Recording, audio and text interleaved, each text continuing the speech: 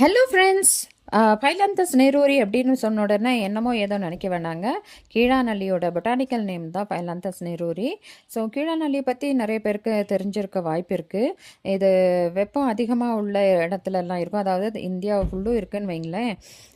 இது வந்துட்டு அதிகமாக நம்ம மஞ்சக்காமலை நோய் வந்துச்சுன்னா மட்டும்தான் நம்ம எடுத்துக்குவோம். மஞ்சக்காமலை வந்தவங்க வந்துட்டு காலையிலையும் மாலையிலையும் ஒரு 15 நாளைக்கு இதை வந்துட்டு ஒரு உருண்டை செஞ்சு அரைச்சி உருண்டை செஞ்சு சாப்பிடுவாங்க.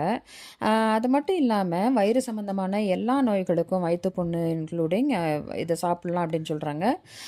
அந்த காலத்துலேருந்து பார்த்தீங்கன்னாக்க இது முடி வளர்கிறதுக்காகவும் தேங்காய் நெல் கீழா நெல்லியை காய்ச்சி தேய்ச்சி வர்றாங்க.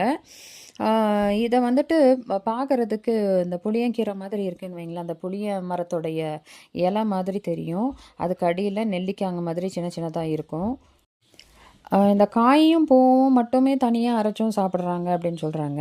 ஸோ இது கொஞ்சம் கசப்புத்தன்மை இருக்குங்க. இருந்தாலும் நார்மலாக நம்ம வயிற்று வந்துட்டு க்ளீன் பண்ணிக்கிறதுக்கு மாதத்துக்கு ஒரு டைம் அதுவும் நம்ம அட்லீஸ்ட் அந்த தண்ணி கொதிக்க வச்சு நம்ம சாப்பிட்லாம், இல்லைன்னா அரைச்சும் சாப்பிட்லாம். இந்த வீடியோ உங்களுக்கு பிடிச்சிருந்துச்சுனாக்கா நீங்கள் லைக் பண்ணுங்கள், ஷேர் பண்ணுங்கள், சப்ஸ்கிரைப் பண்ணுங்கள். மீண்டும் சந்திப்போம்.